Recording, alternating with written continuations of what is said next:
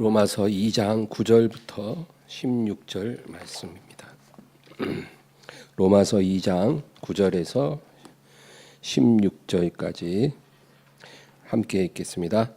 악을 행하는 각 사람의 영에는 환난과 곤고가 있으리니 먼저는 유대인에게요 그리고 헬라인에게며 선을 행하는 각 사람에게는 영광과 존귀와 평강이 있으리니 먼저는 유대인에게요 그리고 헬라인에게라.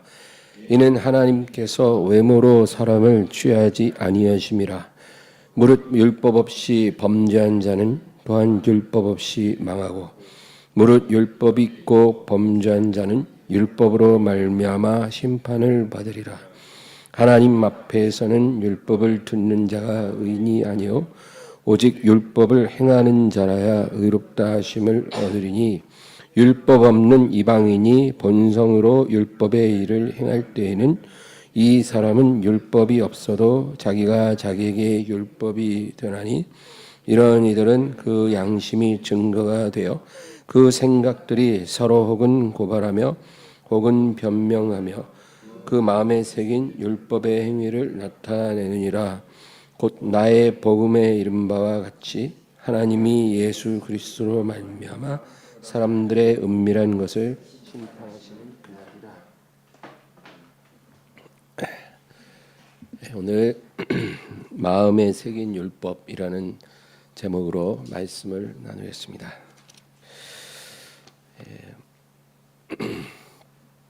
이제 이 로마서가 요한복음보다 더 어렵더라고요. 준비해 보니까. 요한복음은 이제 뭐 이렇게 스토리도 있잖아요. 사건도 있고. 근데 이제 로마서는 그냥 시종일관 아주 딱딱한 교리적인 내용이라서 준비하기도 힘들고 또 함께 공부하는 사람도 쉽지는 않을 것 같습니다. 근데 그 안에 굉장히 귀한 진리가 있기 때문에 우리가 반드시 공부해야 될 책이죠. 오늘 9절 말씀을 다 같이 읽겠습니다. 악을 행하는 각 사람의 영에는 환난과 곤고가 있으리니 먼저는 유대인에게요 그리고 헬라인에게며. 악을 행하는 각 사람의 영에 환난과 곤고가 있으리라 그랬거든요. 이 악이 무엇일까요? 악이라 그러면 뭐 사람마다 다 기준이 있겠죠. 근데 성경적으로 우리가 악을 규정하면 뭐랄까 어떤 특정한 잘못된 행동을 의미하는 게 아니고요. 하나님을 떠난 죄인으로부터 나오는 모든 게 악하다는 거예요. 그게 성경의 개념이에요. 하나님을 떠난 죄인으로부터 나오는 모든 마음의 생각이 다 악하고 그 입술에 나오는 말도 악하고 또 행동하는 것도 악하다. 근데 우리가 그럼 그렇게까지 극단적으로 말할 필요가 있나? 근데 성경은 그렇게 말을 해요. 그래서 우리가 성경을 통해서 그 하나님의 기준을 우리가 이해해야 할 필요가 있는 거예요. 우리 인간들의 기준이 아니라 하나님의 기준이 그렇다는 거예요. 노아 시대에 성경에 그렇게 기록되잖아요. 사람의 마음에 생각하는 계획이 다 악할 뿐임을 아시고 하나님이 사람 지으셨음을 후회하셨다. 마음의 생각에 계획하는 모든 것이 다 악하다. 근데 정말 그럴까? 뭐 아닐 수도 있죠. 그런데 결국은 그렇다는 거예요. 그것이 하나님을 떠난 세상의 악한 모습입니다. 그래서 어떤 행위를 악하게 갖는 것 이전에 생각이 악하고 마음이 부패했다, 거짓됐다 그런 말. 예레미야 17장에도 그런 말 있잖아요. 만물보다 심히 거짓되고 부패한 것이 사람의 마음이다. 그런 말이 있어요. 진짜 사람의 마음처럼 거짓되고 부패한 게 없다는 거죠. 우리가 이것을 이해하면 할수록 인간이 무엇인지를 온전하게 이해할 수가 있을 겁니다. 정말 사람이 그래요. 근데 우리가 세상에서 살 때는 그게 잘 이해가 안 되지만 이제 성령의 인도하심을 받으면 이제 말씀이 깨달아지고 그것이 깨달아지는 거죠. 그럴 때 우리가 절망하는 거고 탄식하는 거고 하나님 앞에 진실로 회개도 할 수가 있는 거예요. 왜냐하면 그 모습이 나에게도 해당이 되기 때문에. 그래서 이 악을 행함으로 인해서 각 사람의 영에 환난과 공고가 임한다는 겁니다. 그러니까 영의 타격을 받는다는 거예요. 영이 데미지를 받아요. 악을 행하면, 죄를 범하면 그 죄가 우리 영에 타격을 입힌다는 거예요. 그래서 항상 그렇습니다. 죄가 들어오면 제일 먼저 타격받는 게 영이에요. 영이 타격받고 그 다음에 우리 혼이 타격받고 그 다음에 육이 타격받는 거예요. 그 순서가 있어요. 동심원처럼 이렇게 퍼져나가는 거예요. 영이 타격을 받을 때 어떤 일이 일어나느냐. 죄책감을 느끼고 그리고 하나님을 피하죠. 그게 에덴 동산에서 아담과 하와에게 일어난 첫 번째 변화였어요.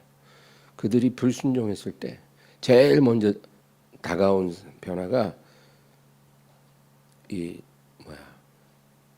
벗은 것을 보고 부끄러워졌어요. 그 전에는 그런 게 없었거든요. 근데 자기의 부끄러움을 느낀 거예요. 그게 죄책감이에요. 죄책감. 예. 그리고 하나님을 피했어요. 하나님이 동산에 이렇게 오시면 옛날에는 막 달려가서 맞이했는데 이제는 오히려 나무 그늘에 들어가 숨어 있는 거예요. 그런 상황. 이게 하나님을 피하는 것. 이게 영적으로 우리가 타격받았을 때 나타나는 현상이에요. 그리고 나서 이제 정신적으로도 피폐해져요. 그래서 나중에 아담과 하와가 서로에게 막 책임 전가하고 막 그러잖아요. 예, 그게 이제 정신적으로 피폐해지는 거예요. 그리고 이제 에덴에서 쫓겨나서 저주받은 땅에서 살면서 늙고 병들고 죽잖아요. 그러니까 육체적으로 타격을 받는 거예요. 그러니까 항상 죄악이 시작되면 영이 타격받고 그 다음에 혼이 타격받고 그 다음에 육체가 타격을 받아요. 영적인 타격을 사람들은 잘 의식을 못하는데 그것이 제일 심각한 문제예요. 각 사람의 영에 환난과 곤고가 있으리라. 이 환난과 곤고의 이 헬라어의 원어적인 의미는 뭐냐면은 환난이라는 거는 아주 극심한 압박을 받는 상태를 말해요. 그게 헬라 원어의 의미예요. 예. 그래서 극심한 스트레스를 우리가 받을 때 있잖아요. 정말 아무것도 할 수 없는 상태. 너무 힘든 거예요. 그런 게 환난이에요. 곤고라는 건 뭐냐면 사람이 좁은 곳에 갇혀서 나가지 못하는 상태예요. 그게 곤고예요. 그러니까 이 환난과 곤고를 딱 하니까 뭐가 생각나냐면 옛날에 그 코로나 때 초기에 그 확진된 사람들은 거의 뭐 자가격리가 완전히 막 무슨 시설에 들어가고 막 그랬잖아요. 그죠? 예. 우리 예전에 강 집사님도 그랬죠. 초기에 진짜 힘들었어요. 그게 바로 환난과 곤고예요. 극심한 스트레스. 엄청 몸이 아파. 와, 막 죽을 것 같아. 그런 상황인데 갇혔어 또. 갇혀서 못 나가요. 그러니까 얼마나 괴로워요. 그 며칠만 견디면 나오지만 만약에 기약 없이 그런다고 생각해봐요. 얼마나 힘들어요. 이게 바로 악을 행하는 각 사람의 영에 이런 것이 임한다는 거예요. 먼저는 유대인에게요. 그 다음에 헬라인에게. 이 말은 뭐냐면은 유대인은 하나님의 말씀을 받은 자들이잖아요. 헬라인은 이방인들이에요. 하나님의 말씀이 없어요. 그런데 말씀을 받았든지 안 받았든지 악을 행하면 그 영의 환난과 공고가 임해요. 근데 순서가 유대인부터 먼저 오고 그 다음에 이제 헬라인에게 그런 환난과 공고가 임한다는 겁니다. 이 하나님의 심판은 두 가지 원칙이 있어요. 우리가 성경을 통해서 하나님의 심판이 임할 때, 죄악이 있을 때 심판이 오잖아요. 아까 얘기한 대로 영에 먼저 타격을 받고 그 다음에 혼, 그 다음에 육 이런 순서대로 그 타격을 받고요. 그다음에 또 하나는 하나님의 말씀을 받은 자들부터 심판이 시작돼요. 그게 항상 하나님의 원칙이에요. 하나님의 말씀을 받고 범죄한 자들부터 때리시고 그 다음에 말씀 없는 자들을 그 다음에 때리세요. 베드로전서 4장 17, 18절. 하나님의 집에서 심판을 시작할 때가 되었나니 만일 우리에게 먼저 하면 하나님의 복음을 순종하지 아니하는 자들의 그 마지막은 어떠하며 또 의인이 겨우 구원을 받으면 경건하지 아니한 자와 죄인은 어디에 서리요. 하나님의 집에서 심판을 먼저 시작합니다. 항상 그래요. 그래서 요한의 환상에도 보면 천사들이 심판할 때 성전에서부터 칼든 자들이 막 죽이기 시작하죠. 그런 에스겔의 환상인가요? 거기도 보면 먹그릇 찬 천사가 또 따라가고 그 환상이죠. 그러니까 성전에서부터 시작하는 거예요. 그래서 하나님의 백성들부터 먼저 심판받아요. 그리고 근데 그렇게 하나님이 먼저 심판하시는 이유가 뭐냐? 회개할 수 있는 기회를 주는 거예요. 먼저 심판받고 매도 먼저 맞는 게 낫잖아요. 먼저 얻어맞고 회개하면 사는 거예요. 근데 그렇게 회개하는 사람이 그렇게 많지는 않아요. 하나님이 기회를 끝까지 줘도 그 기회를 못 잡고 멸망당하는 거예요. 근데 말씀을 받은 자들은 그나마 회개할 가능성이라도 있죠. 말씀을 갖지 않은 자들은 심판을 받아도 회개가 안 돼요. 그래서 문제예요. 그러니까 만일 우리에게 먼저 하면 하나님의 복음을 순종하지 아니하는 자들의 그 마지막은 어떠하며 또 의인이 겨우 구원을 받으며 경건하지 않은 자의 아니한 자와 죄인은 어디에 서리요. 그러니까 여러분 심판이 시작될 때 마지막으로 회개해서 이삭 죽기처럼 그렇게 막차를 타고 구원받을 수 있으면 좋은데 그런 사람이 별로 없다는 거예요. 이제 다시 또 본문 10절 보겠습니다. 선을 행하는 각 사람에게는 영광과 존귀와 평강이 있으리니 먼저는 유대인에게요 그리고 헬라인에게라.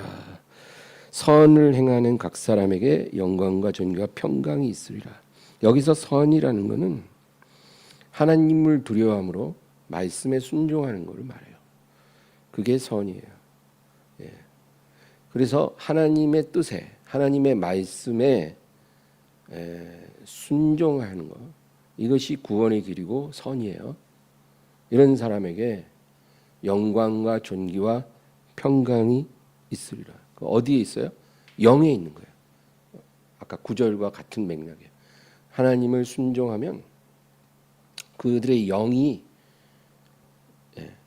영광과 존귀와 평강이 임하는 거예요. 여러분 예수님이 죽기까지 순종하시잖아요.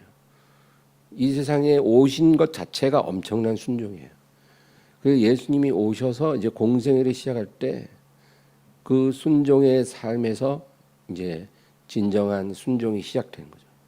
근데 예수님이 공생애를 시작할 때 요단강에서 세례를 받고 올라올 때 그때 성령이 비둘기처럼 임하고 그리고 하늘에서 아버지의 음성이 들리기를 이는 내 사랑하는 자요 내가 기뻐하는 자라 그랬잖아요.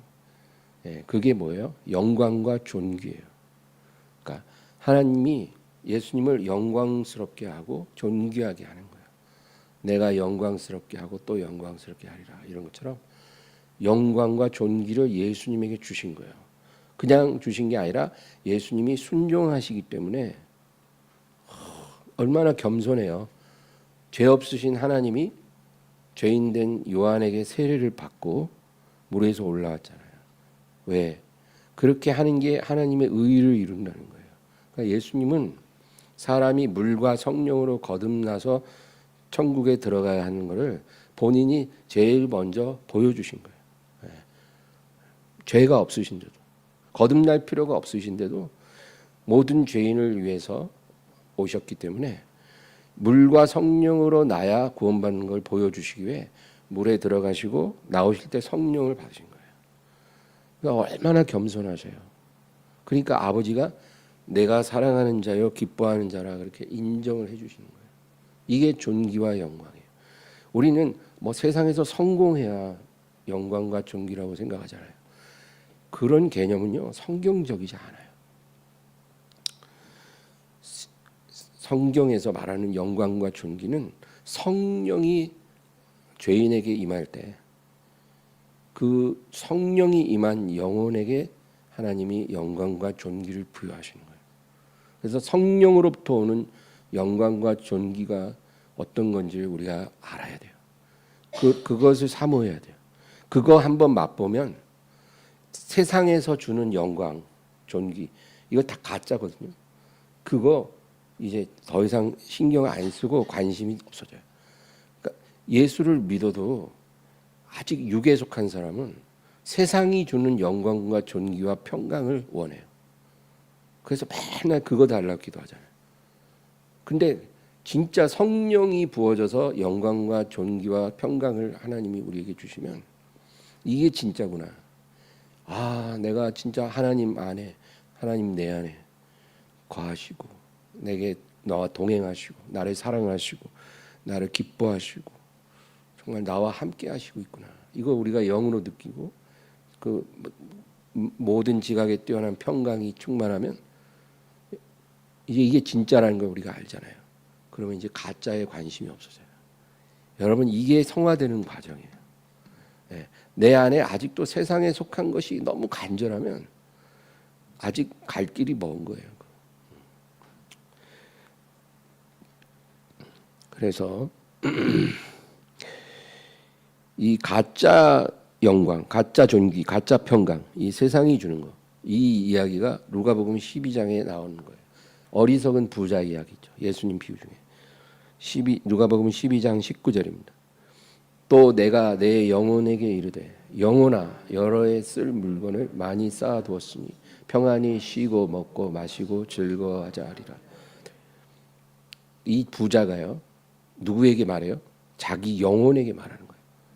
자기 영혼에게 뭐라 그러냐면 여러 해 쓸 물건. 그러니까 요즘 말로 하면 평생 먹고 쓰고도 남을 만큼 돈을 모았으니까 이제는 편안히 쉬고 먹고 마시고 즐거워하자 이렇게 말하는 거예요. 이런 상황을 세상 사람들은 진짜 예외 없이 다 갈망해요.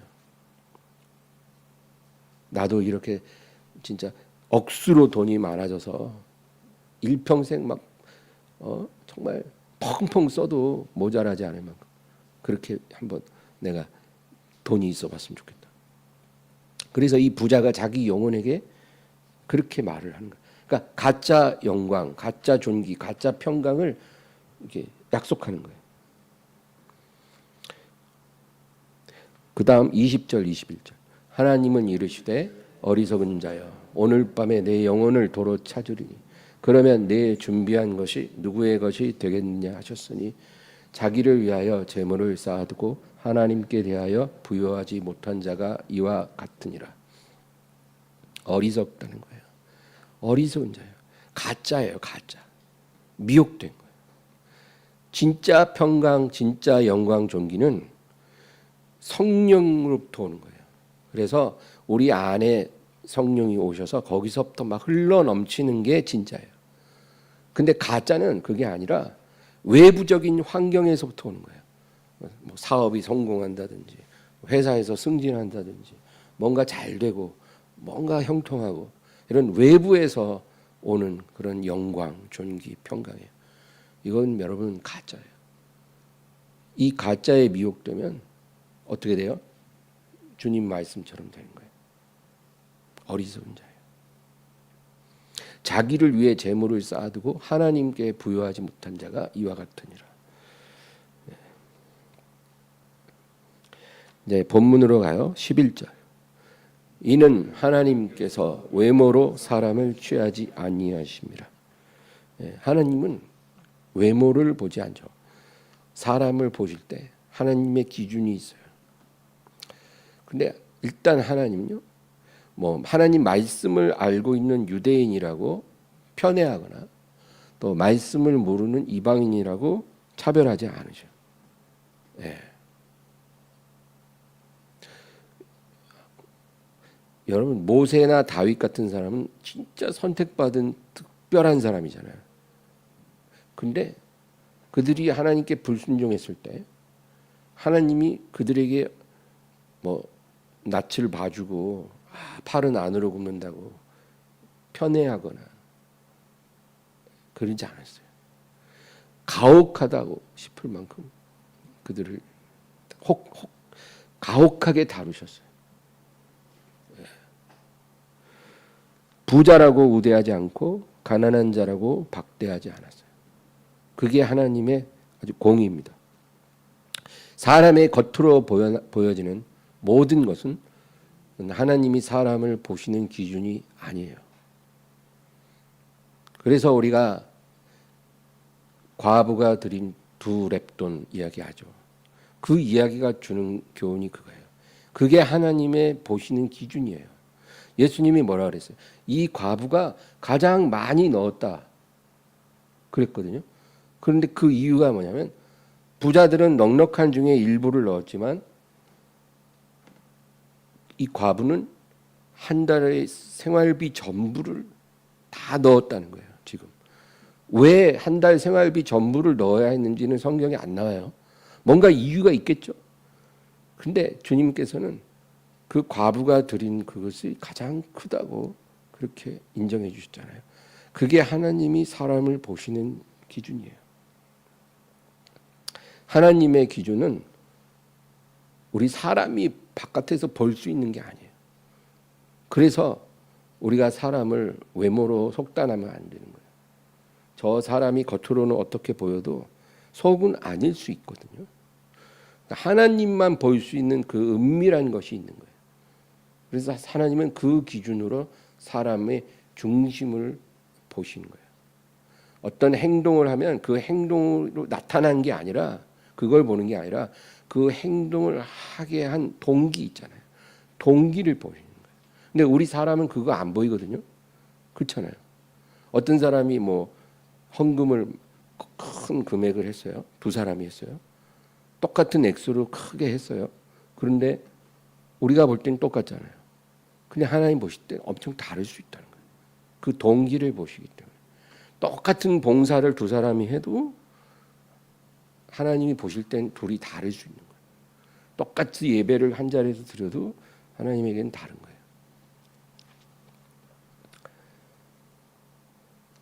하나님의 눈에 옳다 여김을 받는 자가 하나님이 그를 영광스럽게 하고 존귀하고 평강을 주시는 것입니다.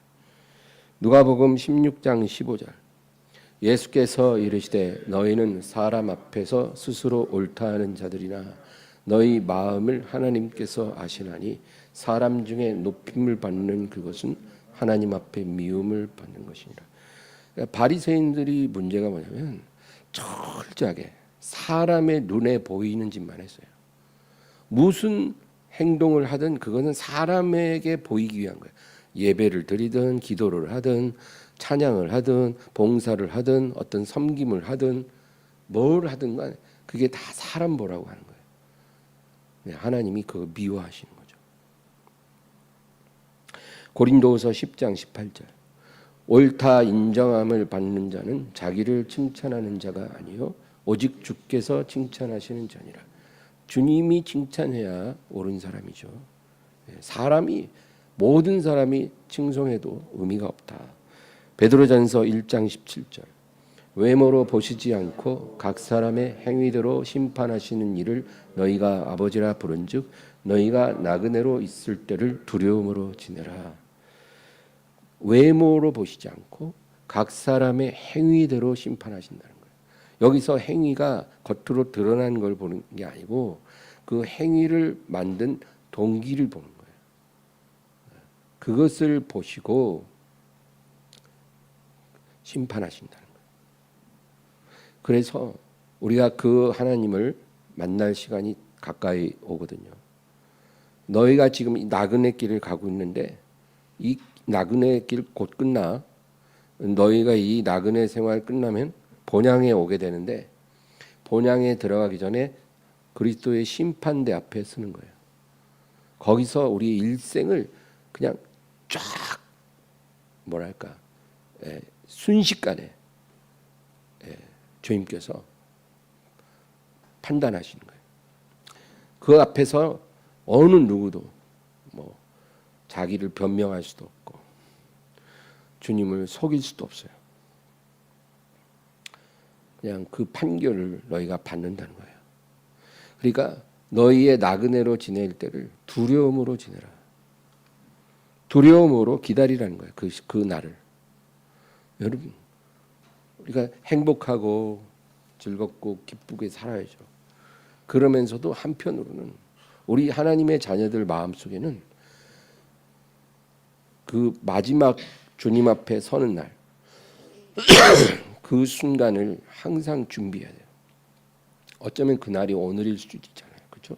누가 알겠어요? 그 오늘이라도 내가 설 수 있는 거예요. 다음 주, 다음 달일 수도 있고. 우리가 주님 앞에 섰을 때 외모로 보시지 않고 각 사람의 행위대로 심판하신다는 거예요. 이 하나님의 심판을 두려워할 줄 알아야 하는 겁니다. 두려움과 사랑은 공존할 수 있는 거예요. 하나님을 경외하고 사랑하라. 이제 12절 보겠습니다. 무릇 율법 없이 범죄한 자는 또한 율법 없이 망하고 무릇 율법이 있고 범죄한 자는 율법으로 말미암아 심판을 받으리라. 하나님의 말씀을 들을 기회가 없이 살다가 죽은 사람들이 많아요. 그렇죠? 우리나라 뭐 신라 시대, 고려 시대 하나님 말씀 한 번 들을 기회가 없이 그렇게 살다 죽었잖아요. 그런데 그렇게 죽은 죄인들은 다른 기준으로 판단을 받은 거예요. 하나님 앞에 가서 그들이 하나님의 심판대에서 판결받을 때 다른 기준이 있다는 거예요. 어떤 기준일까요? 그들이 하나님을 모르냐? 알아요. 하나님 말씀을 듣지를 못했다고 하나님을 모르는 게 아니에요. 성경에 우리 로마서 1장에도 봤잖아요. 하나님의 보이지 아니하는 능력과 영원한 능력과 신성이 그 만드신 만물에 분명히 보여 알게 되나니 그러므로 너희가 핑계하지 못할지라. 그러니까 이 우리가 하늘의 해와 달과 별 보고 자연 만물 이렇게 관찰만 해봐도 그게 우연히 생길 수 없다는 건 너무나 우리가 명백하거든요. 그러니까 뭔가 하늘에 계신 분이 계신 거예요. 하나님 계신 거예요. 그거를 누구나 다 알 수 있는 지혜를 하나님이 모든 사람에게 주셨다는 거예요. 하나님을 모른다고 해도 핑계할 수 없다는 거예요. 그걸 알 수밖에 없는 그런 지혜와 지식을 모든 사람이 갖고 있다는 거예요. 그러니까 하나님을 알고 하나님을 두려워할 수 있게 하셨다는 거예요. 그리고 또 하나는 하나님이 사람의 영에 한 가지 장치를 줬잖아요. 양심이라고 하는. 우리 영 안에 있는 안전장치예요. 이 양심이 다 있어요. 짐승은 영이 없기 때문에 양심이 없어요. 그런데 사람은 영이 있고 양심이 있어요. 이 양심이 뭐냐면, 그러니까 뭐랄까 경보음 같은 거예요. 경보음. 우리가 잘못된 길 딱 가면 이 양심이 우리에게 경보를 해요. 그래서 우리가 아는 거예요. 무엇이 옳고 무엇이 그른지, 무엇이 선하고 무엇이 악한지. 누구한테 배우지 않아도 인간은 양심을 통해서 알아요. 알아요. 그래서 자기 인생에 자기가 하는 행동에 대한 책임이 있는 거예요. 왜냐하면 나쁜 짓을 할 때 양심이 여러 번 경고를 하거든요. 그럼에도 불구하고 우리가 악을 행하는 거예요. 그래서 하나님의 말씀, 율법이라는 건 말씀이에요. 말씀을 못 듣고 죄악 가운데 살다가 죽은 자는 그들이 하나님을 알 수 있는 그 지혜가 있고 양심이 있잖아요. 그 기준으로 그들은 하나님 앞에 심판을 받는 거예요. 그리고 율법이 있고 범죄한 자. 그러니까 하나님의 말씀을 알고도 순종하지 않고 범죄한 자들은 그가 들은 말씀, 그가 받은 말씀을 기준으로 심판을 받는 거예요. 예. 그러니까 모든 사람은 하나님의 심판대 앞에서 판결을 받을 때 말씀을 듣지 못하고 죄 지은 자와 말씀을 알고 범죄한 자가 약간 다른 기준으로 이제 하나님의 판결을 받는 거예요. 분명한 거는 하나님의 말씀이 없지만 양심에 충실하게 살았던 사람들도 소수지만 있어요. 적지만 있을 거예요. 그러면 그 사람들 다 지옥에 가냐? 그러진 않을 거예요. 그러면 어떻게 됩니까? 그럼 성경에는 거기에 대해서 디테일하게 나오진 않아요. 그러나 분명히 그들은 죄인이지만 하나님의 긍휼을 받을 거예요. 그건 우리가 거기에 대해서는 자세히 알 수는 없어요. 그리고 거기에 해당되는 사람은 그렇게 많지가 않아요.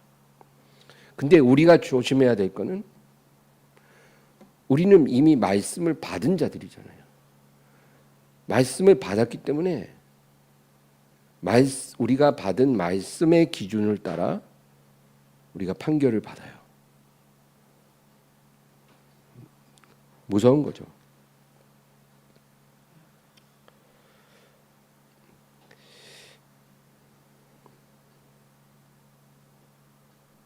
그래서 에덴 동산에서 아담과 하와가 똑같이 하나님께 거역을 했잖아요. 선악과를. 근데 하나님이 그들에게 찾아오셔서 누구에게 먼저 물어요? 아담에게 묻죠. 아담아, 네가 어디 있느냐? 내가 먹지 말란 그것을 먹었느냐? 그걸 아담에게 묻거든요. 근데 사실 보세요. 사실 일을 저지른 건 하와예요. 하와가 뱀에게 속아서 먼저 따먹고 자기 남편에게도 줘갖고 남편도 먹은 거거든요. 그러면 적어도 하나님이 하와에게 먼저 그렇게 국문을 해야 되는 거예요.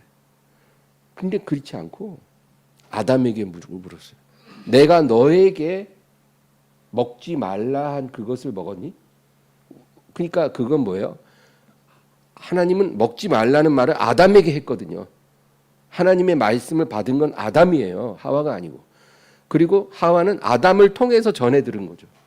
그러니까 하나님은 그게 중요한 거예요. 누가 먼저 과실을 따먹었냐가 중요한 게 아니고 내 말을 받은 자가 누구냐는 거예요. 그 아담이거든요. 그러니까 아담에게 가서 내가 너에게 먹지 말라고 말한 그것을 먹었니? 이렇게 물으시는 거예요. 그래서 아담에게 먼저 심판을 내리는 거예요. 그러니까 하나님의 말씀을 듣고도 거역하는 것이 더 큰 죄예요.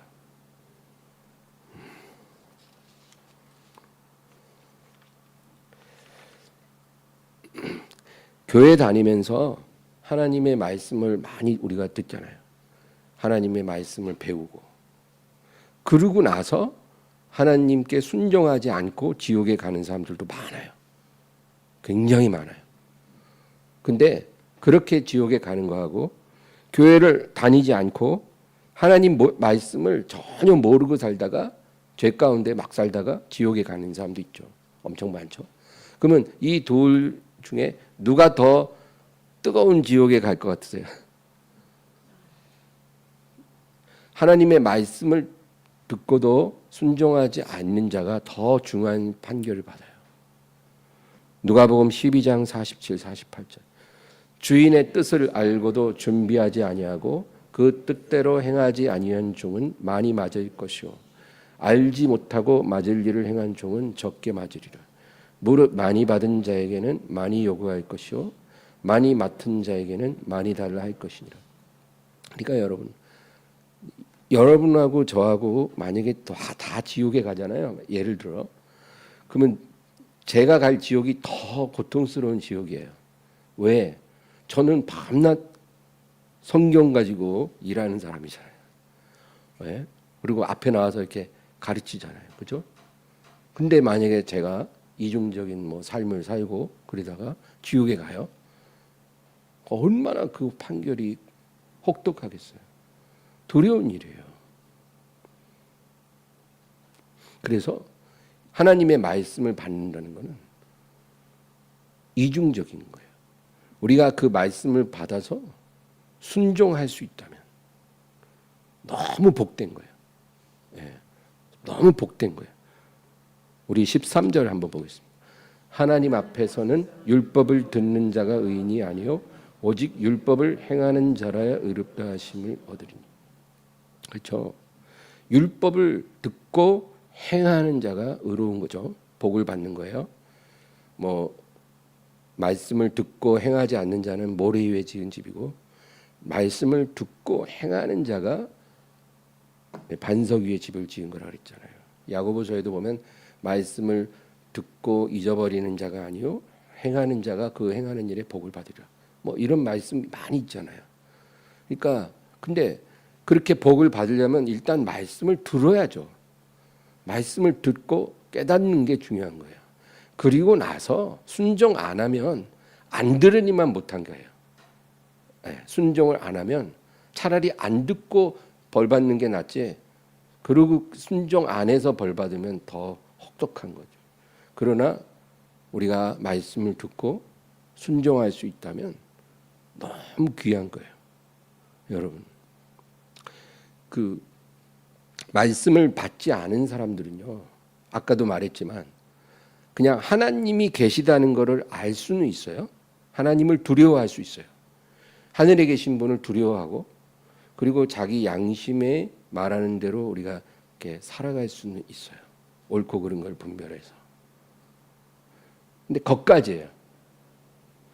근데 그 상황에서 온전하게 사는 게 굉장히 어려워요. 왜냐하면 말씀을 모르면요, 자기가 죄인이라는 걸 깨닫기가 어려워요. 여러분, 해와 달과 별 너무 멋있잖아요. 천체가 진짜 질서정연하게 움직여요. 야, 정말 창조주가 계신가 보다. 우리가 이렇게 하나님을 알 수는 있지만 그거 보면서 아, 내가 죄인이다 이렇게 못 느껴요. 그거 보면서 회개하는 사람 없어요. 아름다운 꽃이나 나무들 대자연을 보면서 정말 하나님은 너무 놀랍고 전능하신 분이야. 우리가 이렇게는 알 수 있지만 내가 죄인이야 이런 건 없어요. 그러니까 그렇게 하나님을 안다고 해서 회개하지는 않는다는 거예요. 또 우리가 양심을 따라 안 살고 뭔가 잘못된 일을 하잖아요. 그러면 회개할 것 같죠. 내가 이렇게 살면 안 되지. 회개할 것 같죠. 회개 안 해요. 왜 안 하는 줄 아세요? 방어 기제가 있어요. 내가 양심을 어겼어요. 내가 뭐 어떤 회사에서 일을 하다가 정직하지 않게 뭔가 잘못된 행동을 했어요. 그러면 뭔가 양심이 아프죠. 양심이 괴로워요. 그런다고 해서 회개하냐? 안 해요. 왜? 어떤 마음이 또 들어와요? 원수가 우리에게 뭐라 그래요? 야, 다른 사람들보다는 네가 훨씬 나은 거야. 그래도 너는 양심적인 거야. 다른 사람에 비하면. 이렇게 말을 해요. 그러니까 남과 비교해서 내가 꽤 괜찮다는 생각을 하게 되는 거예요. 나는 양심을 따라 못 살아도 아주 자잘한 것만 몇 개가 그런 거지 뭐 아주 큰 죄는 안 짓잖아요. 이런 식이에요. 그러니까 회개 안 해요. 사람이 회개해야 살거든요. 그러면 회개를 하려면 말씀이 들어와야 내가 죄인이라는 거 진짜 깨달아지는 거예요. 말씀은 우리에게 피할 곳을 안 줘요. 우리를 합리화시켜 주질 않아요. 말씀은 우리를 하나님의 심판대 앞에 딱 세워서 너가 회개하면 살고 회개 안 하면 죽어 이렇게 말을 하거든요. 그래서 하나님의 말씀을 알아야 사람이 회개도 할 수 있고 또 하나님의 뜻도 알 수 있고 그리고 예수님을 알고 믿을 수가 있는 거예요. 구원받죠. 구원받으면 구원받은 자에게 성령을 주시잖아요. 성령을 주시면 성령 받고 나면 그 다음부터는 말씀대로 살 수 있는 능력이 생기는 거예요. 그래서 거룩한 삶을 살 수가 있는 거죠. 그러니까 이게 다 이런 축복이 말씀을 통해서 오는 거기 때문에 말씀을 안 듣는 것보다 듣는 것이 복되죠. 그렇지만 들었을 때는 행해야 됩니다. 순종하는 거예요. 율법을 행한다는 건 말씀을 순종하라 그 말이에요.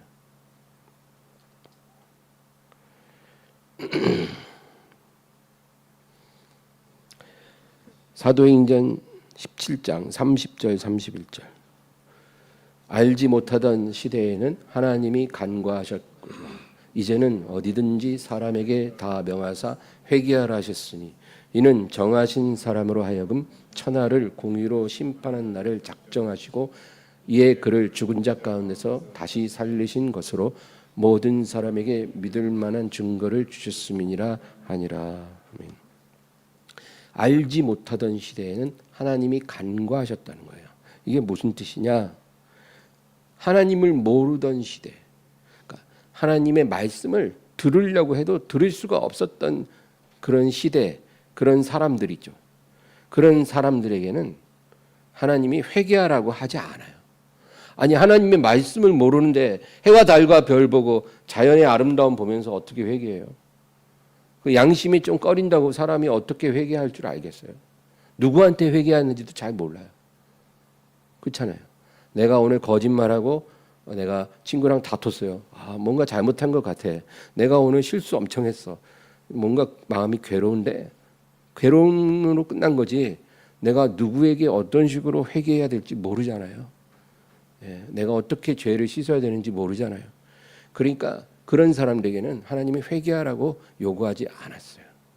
그러나 이제는 어디든지 사람에게 다 명하사 회개하라 하셨으니, 왜? 이제 하나님의 아들이 나타나셨고 구원의 길을 열어놓으셨고 우리 죄를 십자가에서 다 감당하셨잖아요. 그러니까 이제 복음 전하고 복음을 듣는 너희들은 회개하라는 거예요. 회개하라. 천국이 가까웠느니라. 회개하라는 거예요. 이게 하나님의 우리에게 주시는 첫 번째 말씀이에요. 우리가 하나님의 말씀을 순종해야 되잖아요. 순종하는 거, 말씀을 듣고 순종하는 거, 그게 뭐예요? 회개예요. 우리가 이 첫 번째 말씀, 회개하라, 천국이 가까웠다. 예수님이 전도할 때 첫 번째로 하신 이 말씀, 이 회개하라 하시는 말씀을 우리가 순종하지 않으면 다른 거는 순종할 수가 없는 거예요. 회개하라는 말도 순종이 안 되는데 뭐를 순종하며 살겠어요, 우리가? 안 되는 거예요. 그러니까 하나님이 말씀을 순종하라 하실 때는 첫 번째가 회개예요. 회개하라. 회개하라. 하나님의 아들 예수 그리스도의 이름으로 회개하고 그를 믿고 그를 믿는 자에게 주실 성령을 받으라. 한숨을 후 쉬면서 성령을 받으라. 그거예요. 그게 복음의 핵심이에요. 모든 죄인은 복음을 듣고 복음을 믿고 그 이름을 부르므로 죄 씻음을 받고 거듭나고 영생을 얻으라. 그리고 믿는 자에게 약속하신 성령을 받고 이제는 옛사람으로 살지 말고 거듭난 새 사람으로 성령의 능력 안에서 거룩하게 온전하게 순종하며 살아라. 이게 복음이에요. 그렇게 사는 사람에게 영생을 얻기에 합당한 자로 여기신다는 거예요.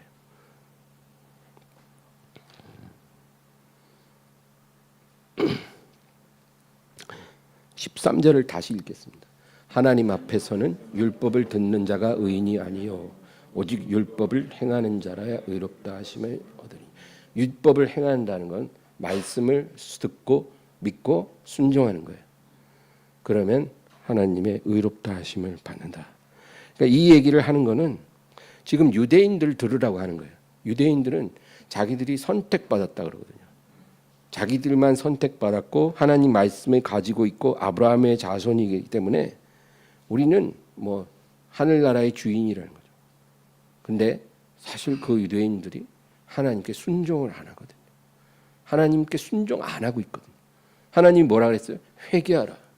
회개하라 그러는데 회개 안 하잖아요. 하나님의 아들 예수 그리스도 이름을 믿으라. 안 믿잖아요. 그렇게 순종 안 하면서 우리가 하나님 말씀을 갖고 있어. 우리는 조상 때부터 하나님의 백성이 이렇게 말을 하거든요. 그러니까 지금 유대인들의 그 위선을 드러내기 위해서 이 얘기를 하는 거예요. 하나님 앞에서는 율법을 듣는 자가, 율법을 가진 자가 의인이 아니고 그 율법을 듣고 믿고 행하는 자, 순종하는 자가 의인이 되리라.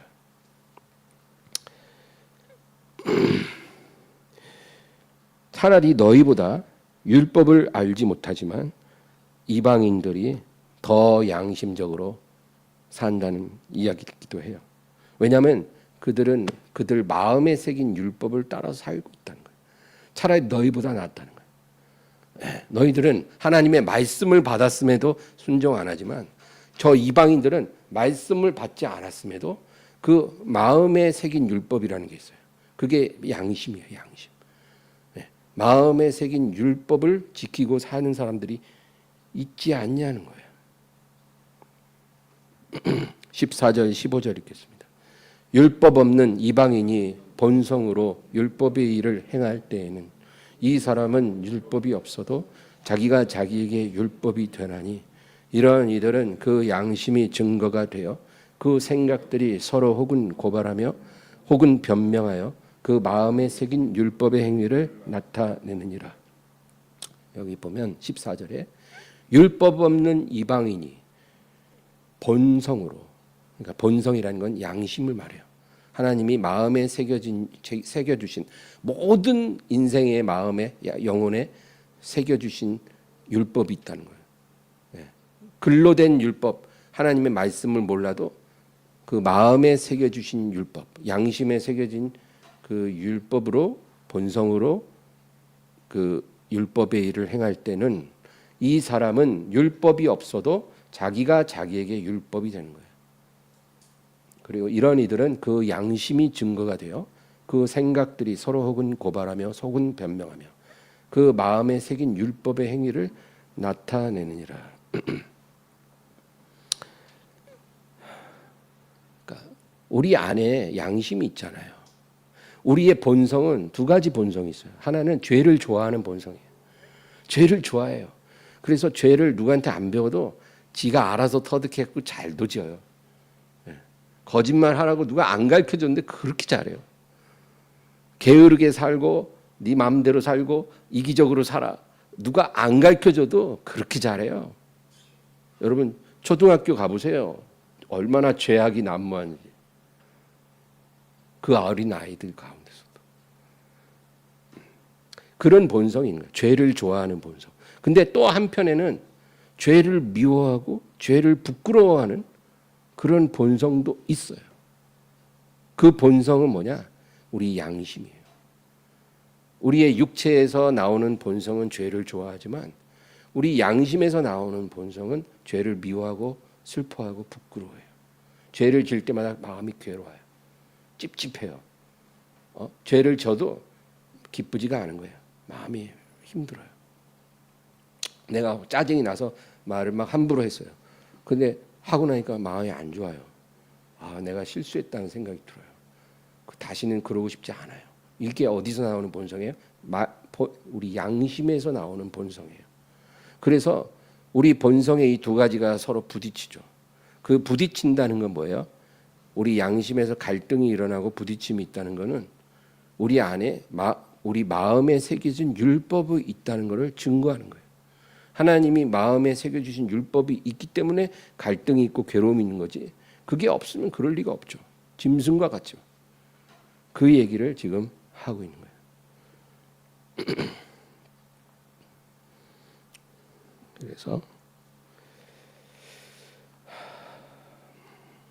그래서 이 이야기를 잘 설명해 주는 이야기 하나가 선한 사마리아인이에요.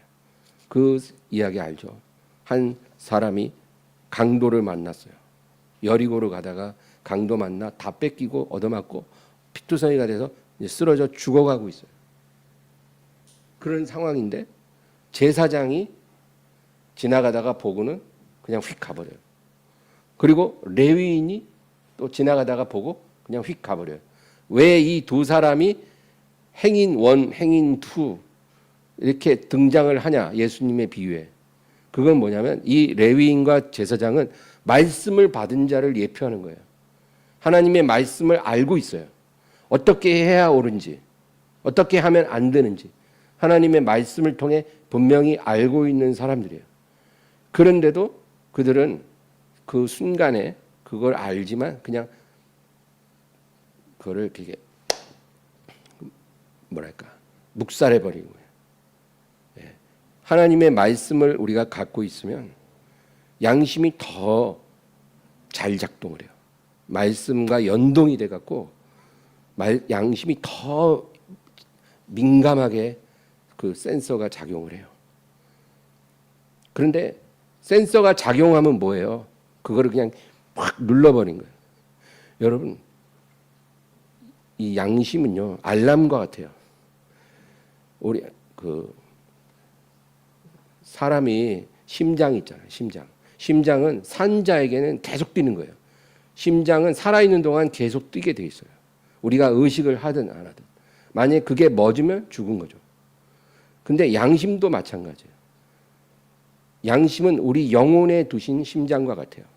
그래서 우리가 살아있는 동안은 계속 뛰게 돼 있어요. 이 작동하게 돼 있어요. 양심이. 죽지 않아요. 절대. 심장처럼. 계속 의식을 안 해도 작동하고 있는 거예요. 그래서 우리가 어떤 잘못을 저지를 때 이게 알람을 울려요. 그러면 거기 빨리 반응해서 중단하거나 뭐 이러면 좋죠. 근데 대부분의 사람들이 알람이 울리면 어떻게 해요? 여러분 밤에 아침에 일어날 때 알람 울리면 바로 일어날 수도 있지만 어떤 때는 베개로 확 그 눌러버려요. 그러면은 알람 소리는 계속 울리고 있는데 베개로 누르니까 내 귀에는 안 들려요. 그리고 그냥 더 자는 거예요. 그런 것처럼 우리 양심이 작동을 해도 우리가 그거를 제압해 버려요. 그래서 양심이 기능을 못하게 해야 되는 거죠. 그래서 이 레위인과 제사장은 그냥 지나가는 거예요. 근데 사마리아인, 이 사람은 뭐예요? 유대인이 아니에요. 그러니까 율법을 몰라요. 하나님의 말씀을 모르는 사람이에요. 근데 지나가다가 보니까 죽어가고 있는 거야. 그래도 그 사람도 처음에는 그냥 지나가려고 그랬어요. 근데 양심이 작동을 하는 거예요. 너 그냥 가면 저 사람은 죽을 거야. 딱 그 마음이 왔어요. 내가 지금 가면 저 사람은 금방 죽을 것 같아요. 그때 이제 갈등이 더 심해진 거예요. 지금 저 사람 돌보면 나 굉장히 골치 아파지는데, 나 약속 시간 중요한 약속에 나 지각하게 되고, 그리고 골치 아파지는데 돈도 많이 들 것 같고 이런 갈등이 오는 거예요. 그런데 결국 이 사마리아에는 그 양심의 경보에 반응을 한 거예요. 그래서 다 내려놓고 가서 도와줬다. 그거예요. 그러니까 하나님의 말씀을 받은 제사장 레위인보다 오히려 말씀 없이 양심대로 살아가는 이방인이 하나님의 뜻에 순종을 한다는 거죠. 이런 경우가 많이 있다. 그 얘기입니다. 자, 이제 마지막 16절 읽겠습니다. 곧 나의 복음에 이른 바와 같이 하나님이 예수 그리스도의 말미암아 사람들의 은밀한 것을 심판하시는 그날이라.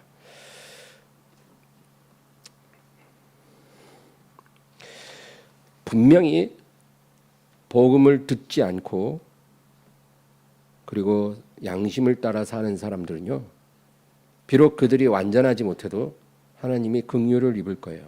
그러나 그들이 주님의 심판에 대해서 어떻게 다뤄질지는 우리가 알 수 없어요. 그거는 하나님이 우리에게 알려주시지 않았어요. 그런 사람이 그리고 많지는 않을 거예요. 그리고 우리가 눈여겨봐야 되는 것은 복음을 듣고도 하나님의 말씀을 받고도 믿지 않는 자들, 그런지 복음을 들었는데도 믿지 않아요. 딱 차단해요. 너나 믿어, 난 안 믿어.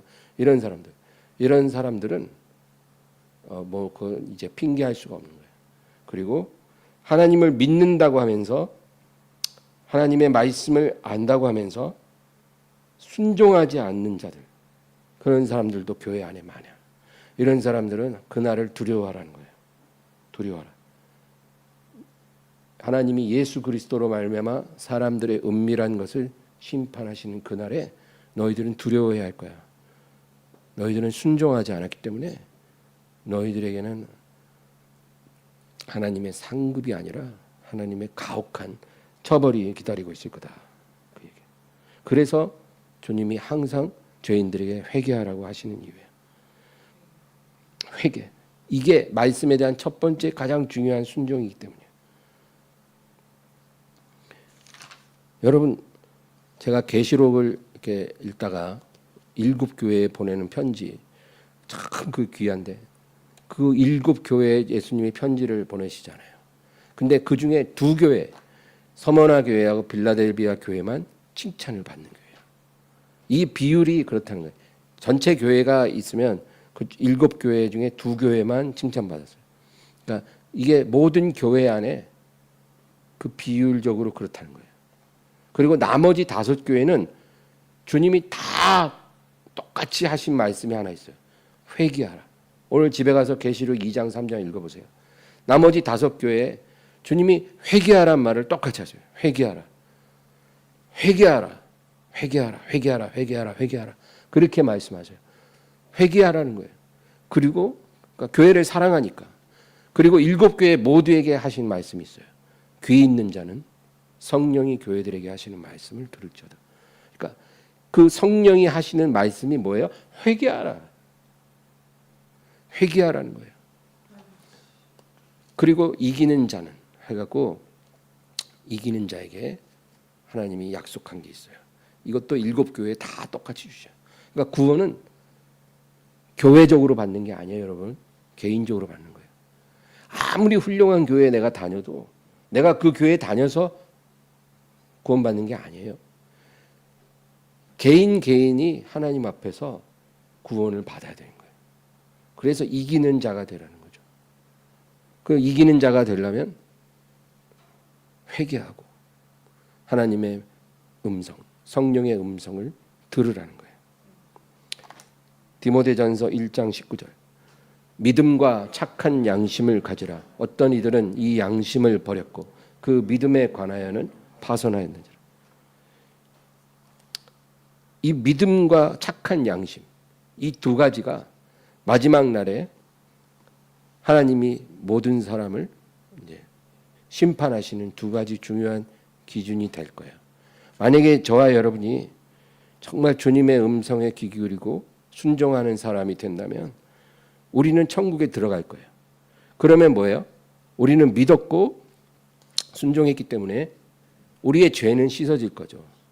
그리고 우리가 주님 앞에서 받을 판결은 죄에 대한 판결이 아니라 우리가 행한 선한 일에 대한 판결을 받고 상을 받을 거예요. 상이 다 다를 거예요. 근데 우리에게 상을 주실 때 우리가 믿음으로 행한 선한 일을 주님이 다 판단하실 거예요. 믿음으로 행한 모든 것. 그리고 착한 양심으로 행한 것들도 있어요. 어떤 거는 믿음으로 행하는 것이 있고 어떤 거는 착한 양심으로 행하는 것도 있어요. 이 2가지 기준으로 우리에게 상을 다 주실 건데 여러분 놀라운 거는 우리가 정말 기억하지도 못했던 많은 것들이 상이 될 거예요. 내가 천국에 갔는데 상이 엄청난 거예요. 근데 보니까 이유가 다 있는데 내가 기억도 안 나. 내가 이런 일을 했나? 그런 상들이 있다는 거예요. 왜 그런가 보면 다 믿음으로 행했든지 착한 양심으로 행한 거예요. 근데 너무 사소한 것들이라 기억을 못해. 예를 들면 오늘 우리 성도들이 교회 왔는데 그냥 내가 좋은 마음으로 음료수 한 잔 드렸어요. 뭐 음료수 한 잔 대접하는 게 그 뭐가 어려워요. 예. 근데 그렇게 사소한 것도 착한 양심으로 했기 때문에 상이 된다는 거예요. 그래서 그런 상들을 보고 우리가 굉장히 놀랄 거예요. 또 한 가지는 우리가 기억하는 많은 일들이 상이 되지 않을 거예요. 내가 기억하는 것들 있잖아요. 내가 전번에 교회에다가 내가 엄청나게 헌금 많이 했지. 뭐 그런 것들 있잖아요. 그런 것들 기억할 수 있는 것들. 근데 그게 상이 안 되는 거예요. 왜 안 되는가 봤더니 믿음으로 한 게 아니에요. 그냥 사람들 눈치 때문에 내 체면 때문에 뭐 그런 여러 가지 이유로 한 거예요. 예. 착한 양심으로 한 게 아니에요. 그러니까 그게 상이 안 되는 거예요. 여러분 우리가 그날에 주님 앞에 상을 많이 받고 싶잖아요. 믿음과 착한 양심을 가지라는 거예요. 어떤 이들은 이 양심을 버렸고 믿음에 관하여는 파선하였다. 우리는 그런 사람이 안 될 줄로 믿습니다. 하나님 아버지 감사합니다. 주님을 찬양하게 하시고 오늘도 주여 아버지 참으로 우리에게 말씀 주신 하나님께 감사드립니다. 우리가 이렇게 하나님을 믿게 하시고 주의 귀한 말씀 진리를 깨닫게 해주셔서 어떻게 하는 것이 죄를 씻는 길이고 어떻게 하는 것이 하나님을 기쁘시게 하는 것이고 무엇이 하나님께 순종하는 것이며 어떻게 해야 우리가 죄를 이기고 세상을 이기고 마귀를 이기고 승리할 수 있는지 알게 해주신 것을 감사합니다. 하나님 진리의 말씀과 성령을 더욱 허락해 주셔서 우리가 믿음과 착한 양심에 설 수 있게 도와주시옵소서. 주여 도와주시옵소서. 예수님의 이름으로 기도합니다. 아멘.